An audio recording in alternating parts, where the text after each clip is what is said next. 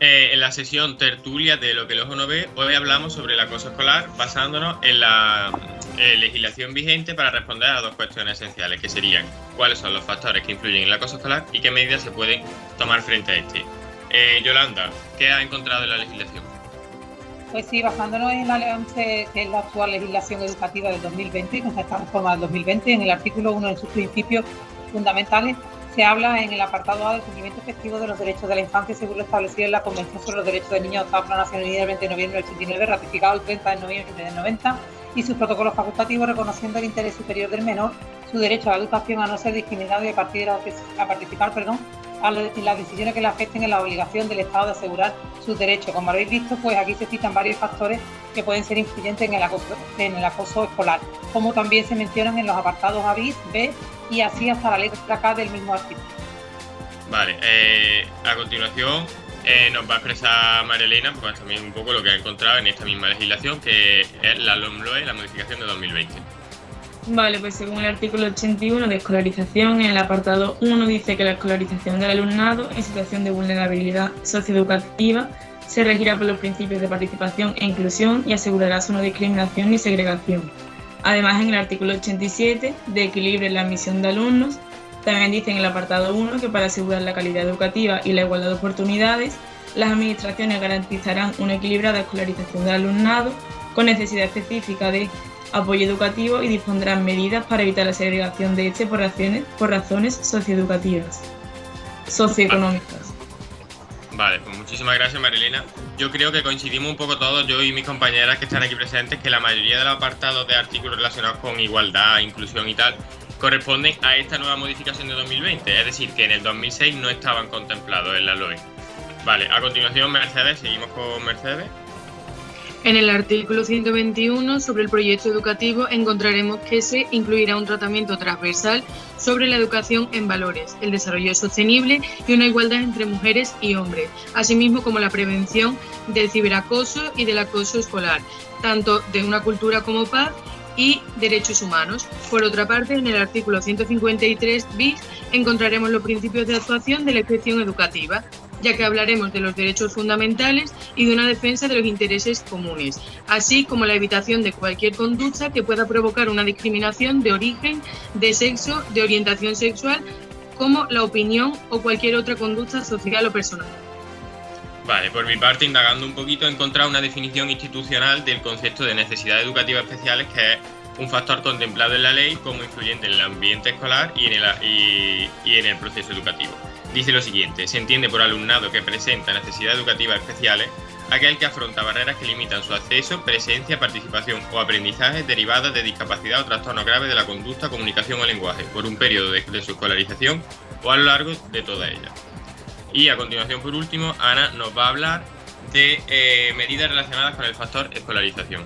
Cuando quiera. La legislación vigente, en las disposiciones adicionales, he encontrado medidas de prevención, como las administraciones educativas aseguran la escolarización inmediata de los alumnos y alumnas que se vean afectados por cambios de centro derivados de actos de violencia de género o acoso escolar. Igualmente facilitarán que los centros educativos presten especial atención a dichos alumnos. Luego, la disposición adicional 41ª, en la que dice que en las diferentes etapas de la educación básica se atenderá al aprendizaje de la prevención y resolución pacífica de conflictos en todos los ámbitos y de los valores que sustentan la democracia y los derechos humanos, que debe incluir la igualdad entre mujeres y hombres, la igualdad de trato y la no discriminación, así como la prevención de la violencia de género y el acoso escolar o cualquier otra manifestación de violencia. Pues muchísimas gracias y nos vemos la semana que viene. Hasta luego. Hasta luego. Hasta luego. Hola, soy Tomás y voy a dar una breve pincelada sobre el libro Prevención de la violencia y resolución de conflictos de Isabel Fernández. En cuanto a los factores que influyen en el acoso escolar, se distinguen dos dimensiones, que serían los factores externos a la escuela, que incluyen familia, contexto social y medios de comunicación, y los elementos endógenos dentro de la escuela, que serían las características de la víctima y del agresor, el clima del centro y las relaciones interpersonales. Como modelos de intervención se proponen 5 ámbitos de actuación, que serían concienciación, aproximación curricular, que supone incluir en el aula, por ejemplo en la tutoría, temas relacionados con desarrollo sociopersonal. Una atención individualizada, participación y, englobando todos los puntos anteriores, una organización que permita y favorezca que se den estos cambios.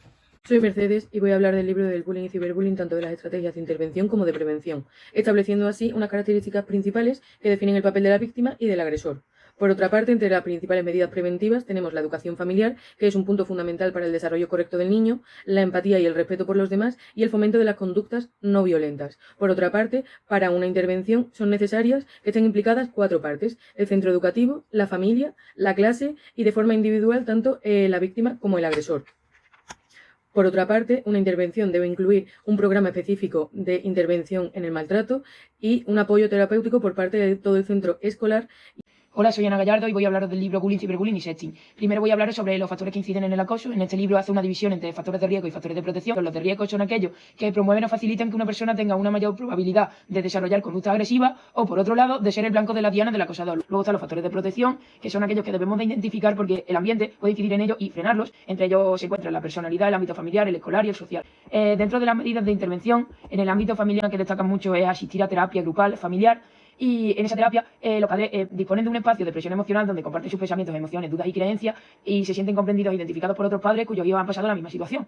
Las recomendaciones para profesores son la educación en valores, que haya normas de convivencia y penalizaciones que estén claras para los alumnos, supervisión y control del entorno, fomento de un buen clima en clase, ayuda a los alumnos vulnerables y la elaboración de un protocolo de prevención e intervención. Yo soy María Elena y voy a hablar sobre mi libro, que es Neuromitos de la educación, de Ana Foris.